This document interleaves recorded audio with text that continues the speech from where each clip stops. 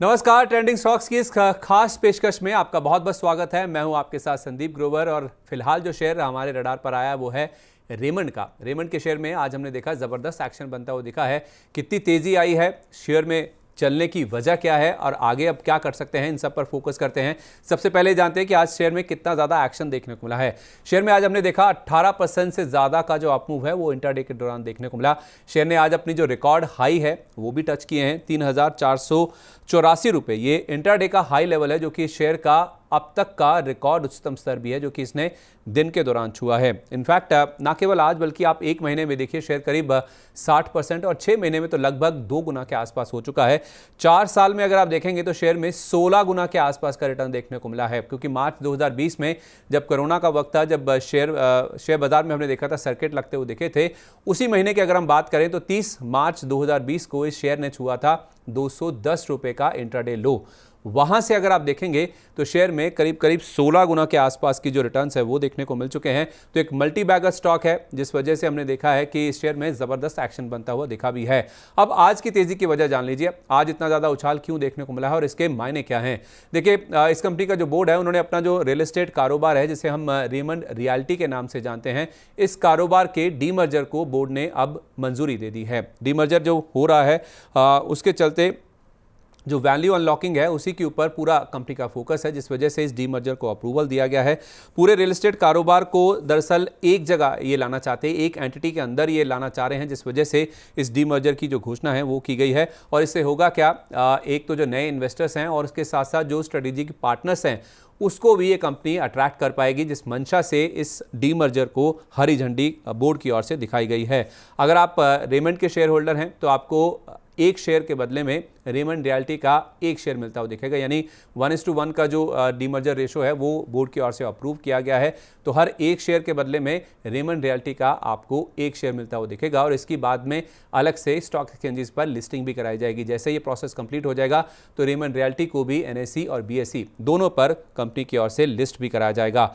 अब ये समझते हैं कि दरअसल ये जो रियल्टी कारोबार है इसको अलग क्यों किया गया है, कितना रेवेन्यू पोटेंशियल है इस कारोबार का और आगे किस तरह के ग्रोथ प्रॉस्पेक्ट्स हैं, जिस वजह से इसको डीमर्जर की हरी झंडी दी गई है।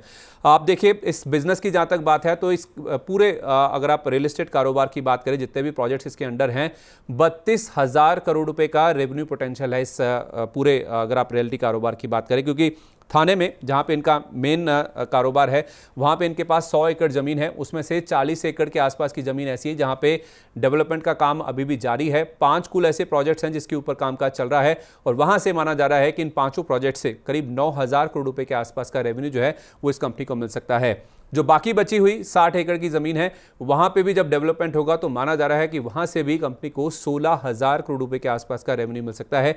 यानी कि ये जो थाने का 100 एकड़ की जो लैंड बैंक है, जो जमीन इनके पास है, वहां से कुल मिला के 25,000 करोड़ रुपए के आसपास का रेवेन्यू जो है वो इस कंपनी के पास आता हुआ नजर आ सकता है। ऐसा पूरा जो आंकलन है ये थाने की ज़मीन को लेकर लगाया जा रहा है।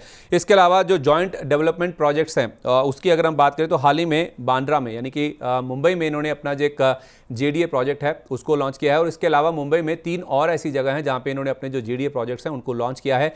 उसमें माहिम है, साइन है और उसके साथ साथ बांद्रा ईस्ट में एक और ऐसा प्रोजेक्ट है जिसको ये जॉइंट डेवलपमेंट के तौर पर लॉन्च करते हुए दिखेंगे। उसके लिए इन्होंने ऑलरेडी जो पेपर्स हैं वो साइन कर भी लिए हैं और कुल मिला के जो 4 प्रोजेक्ट्स हैं जो कि JDA के तहत ये कंपनी कर रही है उससे भी माना जा रहा है कि करीब करीब 7,000 करोड़ रुपए के आसपास का जो रेवेन्यू पोटेंशियल है वो इस कंपनी के पास आता हुआ दिखेगा। तो नेट थाने की जमीन से 25,000 करोड़ और JDA प्रोजेक्ट से 7,000 करोड़, तो कुल मिला के 32,000 करोड़ रुपए के आसपास का जो रेवेन्यू पोटेंशियल है वो इस कंपनी में समझा जा रहा है। अब FY24 के जो नंबर्स इस कंपनी ने अपनी प्रेस रिलीज में या फिर जो एक्सचेंज को फाइलिंग की गई उसमें बताएं, उसके हिसाब से करीब करीब 1,600 करोड़ रुपए के आसपास का रेवेन्यू है और 370 करोड़ रुपए के आसपास का EBITDA यानी कि कामकाजी मुनाफा इस कंपनी ने बीते वित्त वर्ष में यानी कि FY24 में रिपोर्ट किया था। तो अब मैनेजमेंट को ऐसा लगने लगा है, बोर्ड को ऐसा लगने लगा है कि ठीक ठाक रेवेन्यूज हैं इस कंपनी के और कंपनी सेल्फ सस्टेनेबल है। जिस तरह के रेवेन्यूज अब ये क्लॉक करने लगी, जिस तरह का कामकाजी मार्जिन ये कंपनी रिपोर्ट कर रही है, तो उस लिहाज से इसको अलग कर देना चाहिए। नए निवेशक आते हुए दिखेंगे और अलग से वैल्यू अनलॉकिंग के साथ साथ एक नई ग्रोथ ट्रैजेक्टरी जो है वो ये कंपनी छूती हुई नजर आ सकती है, जिस वजह से अब इसको अलग किया गया है। ऐसा पहली बार नहीं हुआ है कि रेमंड ने अपना कोई कारोबार अलग किया है, डीमर्जर किया है। इससे पहले भी आप देखें पिछले साल ही इनफैक्ट इन्होंने अपना जो लाइफस्टाइल कारोबार है उसके डीमर्जर की भी घोषणा की थी। अपना जो लाइफस्टाइल कारोबार है जिसमें आप देखें रेमंड है, पार्क एवेन्यू है, पार्क्स है, एथनिक्स है, कलर प्लस है। इनफैक्ट रेमंड का जो रेडी टू वियर सेगमेंट इन्होंने लॉन्च किया था वो भी इसी के अंदर आता है और इसको रेमंड कंज्यूमर केयर यानी कि RCCL में ट्रांसफर कर दिया गया था इस डीमर्जर की जो प्रक्रिया है उसके तहत। और इस डीमर्जर के जरिए B2C लाइफस्टाइल कारोबार के ऊपर कंपनी का फोकस था और कंज्यूमर अपैरल कारोबार रियल एस्टेट और इंजीनियरिंग से अलग हो पाया है। तो कुल मिला के जो कंज्यूमर अपैरल कारोबार है उसके ऊपर कंपनी का फोकस है, उसको रियल एस्टेट और जो इंजीनियरिंग कारोबार है उससे अलग किया गया था और अब तो जो रियल एस्टेट कारोबार है उसको भी अलग कर दिया गया है। पिछले साल जो डीमर्जर किया गया था उससे जो लाइफस्टाइल कारोबार है उसका जो डीमर्जर किया गया था और RCCL में जोड़ा गया था उससे वो जो कंपनी है वो नेट डेट फ्री स्टेटस हासिल करती हुई नजर आई है। इसी मंशा के साथ इस डीमर्जर को किया भी गया था। तो कुल मिला के देखा जाए एक क्लियर विजन के साथ एक कंपनी चल रही है जिसमें कंपनी ने पहले सोचा था कि अपना लाइफस्टाइल और जो रियल एस्टेट कारोबार है उसको अलग करेंगे और देखिए अब दोनों कारोबार डीमर्ज होते हुए नजर आ भी रहे हैं, जिस वजह से हमने देखा शेयर में आज जो नए रिकॉर्ड हाइस हैं वो लगते हुए दिखे, क्योंकि जिस तरह से कंपनी ने गाइड किया था, जो वैल्यू अनलॉकिंग का प्रोपोजिशन बोला गया था हूबहू वैसा ही बोर्ड और मैनेजमेंट की ओर से किया भी गया है, जिस वजह से आज स्टॉक में इतना ज्यादा एक्शन देखने को मिला है। लेकिन क्या इस तेजी में अभी भी इसमें खरीदारी की जा सकती है? तो लवलेश शर्मा जी से हमने बातचीत करी, उनका कहना है कि शेयर में रहना बहुत ज्यादा हो चुका है, जल्दबाजी में इसमें खरीदारी ना करें, इसको थोड़ा सा गिरने दीजिए, थोड़ा सेटल होने दीजिए, नीचे आने दीजिए, गिरावट पर इसमें आप खरीदारी कर सकते हैं। खरीदारी करनी है आपको 3000 रुपए के लेवल के आसपास, उसके इसमें आपका 2850 रुपए का स्टॉप लॉस होगा और ऊपर में फिर जब आप 3000 के आसपास खरीदारी करेंगे तो जो टारगेट बनेंगे वो 3410 रुपए के आसपास के बनेंगे, जो कि आज भी हमने देखा है 3484 रुपए के आसपास का हाई बना है। जिनके पास एग्जिस्टिंग पोजीशन है उनके लिए भी स्टॉप लॉस 2850 रुपए का ही होगा। फ्रेश खरीदारी के लिए इंतजार करना है, अभी इस तेजी में जो आज इतना बड़ा अपमूव बना है उसमें खरीदारी करने से आपको फिलहाल के लिए बचना है।